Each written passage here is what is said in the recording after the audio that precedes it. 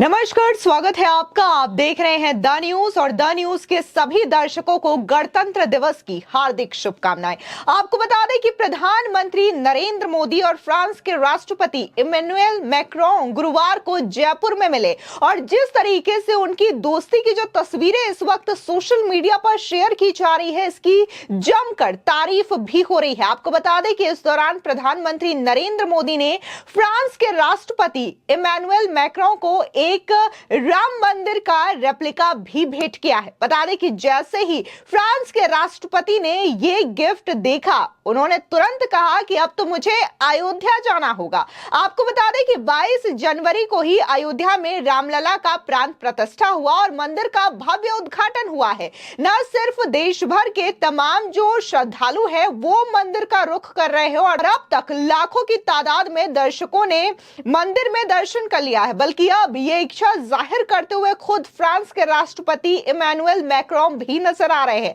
यही नहीं, जयपुर के एक दुकान में प्रधानमंत्री नरेंद्र मोदी और राष्ट्रपति इमैनुएल मैक्रों ने चाय की चुस्की भी ली और इसी के साथ ही प्रधानमंत्री मोदी ने यूपीआई पेमेंट या यूं कहें कि भीम डिजिटल पेमेंट के बारे में उन्हें जानकारी भी प्रदान की। आपको बता दें, वहीं दूसरी ओर देखने को मिला कि राजस्थान के मंत्री राज्यवर्धन सिंह राठौर ने इमैनुएल मैक्रों के जयपुर आने को लेकर के बड़ी बात कही है। उनका कहना है कि प्रधानमंत्री नरेंद्र मोदी, इसमें कोई डाउट नहीं है कि इस वक्त वो भारत के सबसे बड़े ब्रांड एम्बेसडर है। वो जिस चीज को लेकर के प्रचार करते हैं उसको दुनिया अपनाती हुई नजर आती है और इसमें से योगा भी एक है, जहां प्रधानमंत्री मोदी ने इसको लेकर के लोगों के बीच में बातें रखने शुरू की तो आज पूरा विश्व योगा दिवस मनाता है। सुनिए उन्होंने इमैनुएल मैक्रों के जयपुर दौरे को लेकर के क्या कहा है। ये प्रधानमंत्री मोदी जी जिस तरह से पूरे देश की ब्रांडिंग करते हैं और देश की एक एक वस्तु की ब्रांडिंग करते हैं, जैसे आपने देखा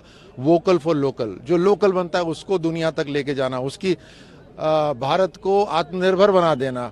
आपने देखा श्री अन्न, जो सबसे ज्यादा राजस्थान में होता है बाजरा, उसको दुनिया भर में फेमस कर दिया है, सुपर फूड। योग जो सदियों से होता था उसको आज दुनिया फॉलो कर रही है। हर चीज के प्रधानमंत्री मोदी जी ब्रांड एम्बेसडर बन के पूरे दुनिया के अंदर उसका प्रचार प्रसार करते हैं। आज राजस्थान के अंदर फ्रांस के राष्ट्रपति, भारत में सबसे पहला कदम उन्होंने राजस्थान में जयपुर में रखा है। बहुत सारे पर्यटक होंगे जो फ्रांस के आएंगे, फ्रांस की जो इंडस्ट्रीज है वो यहाँ पर आएंगी।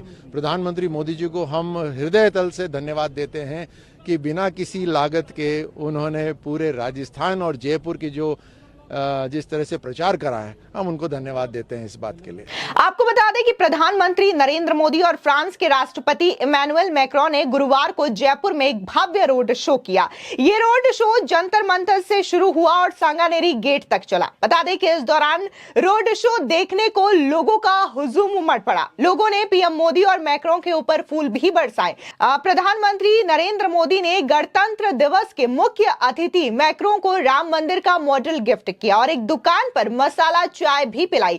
दरअसल फ्रांस के राष्ट्रपति मैक्रों 75वें गणतंत्र दिवस समारोह में बतौर मुख्य अतिथि शामिल होने को गुरुवार को भारत पहुंचे और पूर्व से निर्धारित कार्यक्रमों के मद्देनजर वो जयपुर पहुंचे, जहां राजस्थान के सीएम भजनलाल शर्मा ने मैक्रों का स्वागत किया। यहां मैक्रों ने आमेर किला, जंतर मंतर, वेधशाला और हवा महल का दौरा किया। बता दें कि इस दौरान उनके साथ राजस्थान की डिप्टी सीएम दिया कुमारी भी मौजूद रही। बता दें कि रोड शो खत्म होने के बाद पीएम मोदी और मैक्रों ओपन गाड़ी से हवा महल के सामने उतरे। उन्होंने लगभग 1000 खिड़कियों और झरोखे वाली जमजमाती 5 मंजिला इमारत की प्रशंसा भी की। दोनों नेताओं ने इलाके में एक हस्तशिल्प की दुकान का दौरा किया। दुकानदार के मुताबिक पीएम मोदी ने मैक्रों के लिए राम मंदिर किया एक छोटा सा मॉडल यानी कि रेप्लिका खरीदा और इसके लिए यूपीआई के माध्यम से 500 रुपए की पेमेंट भी की है। राम मंदिर का मॉडल मिलने पर मैक्रों ने कहा कि अब तो अयोध्या जाना पड़ेगा। बता दें कि इसके बाद दोनों नेता जयपुर के प्रसिद्ध साहू चाय की दुकान पर रुके। यहां उन्होंने करीब 10 मिनट रुककर चाय का आनंद लिया। बता दें कि साहू स्टॉल पर बैठकर पीएम मोदी ने मैक्रों को चाय के बारे में और कुल्हड़ के बारे में भी जानकारी दी है। इस दौरान चाय वाले ने पैसे लेने से इनकार कर दिया, लेकिन प्रधानमंत्री मोदी ने भीम यूपीआई के जरिए 2 रुपए का पेमेंट उसकी दुकान पर किया। इसके बाद दोनों नेता सांगानेरी गेट तक रोड शो जारी रखने के लिए फिर से खुले वाहन में सवार हुए और रोड शो पूरा होने पर डिनर व द्विपक्षीय वार्ता के लिए रामबाग पैलेस रवाना हो गए। आपको बता दें कि जिस तरीके से जयपुर में न सिर्फ प्रधानमंत्री नरेंद्र मोदी ने फ्रांस के राष्ट्रपति मैक्रों के सामने यूपीआई और भीम डिजिटल पेमेंट के जरिए ये पेमेंट किया, बल्कि उन्हें इस बारे में जानकारी भी दी कि कैसे ये स्वनिर्मित ऐप है जो कि डिजिटल ट्रांजैक्शन करता है और भारत अब डिजिटल ट्रांजैक्शन की ओर शिफ्ट हो रहा है, ना कि कैश के जरिए अपना काम करता है। आपको बता दें कि दिल्ली में मैक्रों कर्तव्य पथ पर गणतंत्र दिवस परेड में मुख्य अतिथि के रूप में शामिल हुए और फ्रांसीसी नेता के एक टुकड़ी इस साल के गणतंत्र दिवस परेड में भी भाग ली है। आपको बता दें कि फ्रांस की वायुसेना के 2 राफेल लड़ाकू विमान और एक airbase A300 multi role tanker परिवहन विमान भी समारोह में शामिल हुआ। बता दें कि मैक्रों गणतंत्र दिवस समारोह में मुख्य अतिथि के रूप में भाग लेने वाले 6ठे फ्रांसीसी नेता हैं, या यूं कहे कि 5वें राष्ट्रपति हैं। उनसे पहले साल 2016 में तत्कालीन फ्रांसीसी राष्ट्रपति फ्रांसवा ओलांद, 2008 में निकोलस सरकोजी, 1998 में जैक्स शिराक, 1980 में वालेरी गिसर्ट डी एटेंग और 1976 में प्रधानमंत्री जैक्स शिराक भारत के गणतंत्र दिवस पर मुख्य अतिथि थे। यानी कि फ्रांस से भारत का नाता पुराना है और फ्रांस के कई सारे राष्ट्राध्यक्ष भारत के गणतंत्र दिवस समारोह के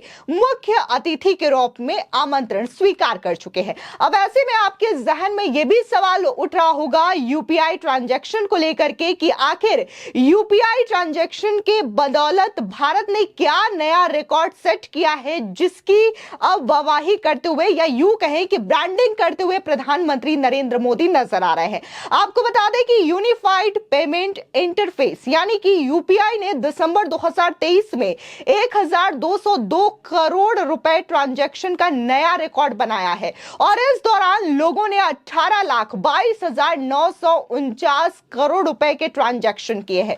वहीं एक महीने पहले नवंबर में 1,123 करोड़ ट्रांजैक्शन के जरिए 17,49,740 करोड़ रुपए ट्रांजैक्शन किए गए थे। बता दें कि national payment corporation of India यानी कि एनपीसीआई ने अपने सोशल मीडिया हैंडल एक्स पर पेमेंट सिस्टम के ये आंकड़े शेयर किए हैं। दिसंबर के आंकड़े को देखें तो सालाना आधार पर ट्रांजैक्शन की संख्या में 54% और इसके जरिए ट्रांसफर किए गए अमाउंट में 42% की बढ़ोतरी हुई है। आपको बता दें कि एनपीसीआई के आंकड़ों के मुताबिक साल 2023 में किए गए टोटल ट्रांजैक्शन का वॉल्यूम 11,724 करोड़ रहा है। वहीं इसके जरिए ट्रांसफर किया गया अमाउंट यानी कि वैल्यू 182.3 लाख करोड़ रुपए रहा है। अब यह भी सवाल है कि आखिर यूपीआई काम कैसे करता है। तो आपको बता दें कि यूपीआई सर्विस के लिए आपको एक वर्चुअल पेमेंट एड्रेस तैयार करना होता है। इसके बाद इसे बैंक अकाउंट से लिंक करना होता है। इसके बाद आपका बैंक अकाउंट नंबर, बैंक का नाम या फिर आईएफएससी कोड आदि याद करने की जरूरत नहीं होती है और पेमेंट करने वाला बस आपके मोबाइल नंबर के हिसाब से पेमेंट रिक्वेस्ट प्रोसेस करता है। अगर आपके पास उसका यूपीआई आईडी या फिर यूं कहें कि ईमेल आईडी, मोबाइल नंबर या आधार नंबर है तो आप अपने स्मार्टफोन के जरिए आसानी से पैसा भेज सकते हैं। ना सिर्फ पैसा बल्कि utility bill payment, online shopping, खरीदारी आदि के लिए नेट बैंकिंग, क्रेडिट या डेबिट कार्ड भी जरूरत नहीं होती है। ये सभी काम आप अपने यूपीआई सिस्टम से कर सकते हैं। ये जो यूपीआई या यूं कहें कि भीम ऐप जो बनाया गया है वो भारत का स्वनिर्मित ऐप है, जिसकी वजह से इसकी ब्रांडिंग करते हुए आपको ज्यादा नेता दिखाई दे सकते हैं। आपको याद होगा कि जब G20 के समय भारत में कई देशों के राष्ट्राध्यक्ष आए थे तो यहां पर कई सारी वीडियोस भी वायरल हुए थे जिसमें वो डिजिटल पेमेंट करते हुए नजर आते हैं और वो छोटे छोटे दुकानों पर सब्जियों के, और उनको इस बात की हैरानी होती है कि आखिर भारत में एक छोटा सा दुकान जो कि सब्जी बेच रहे हैं, उनके पास आखिर ये डिजिटल पेमेंट का मेथड कैसे आया है। तो वाकई में भारत इस वक्त डिजिटल ट्रांजैक्शन के मामले में कहीं ज्यादा आगे चलता हुआ नजर आ रहा है। फिलहाल इस पूरे मामले को लेकर के आपकी क्या राय है, हमारे कमेंट सेक्शन में जरूर बताएं। धन्यवाद।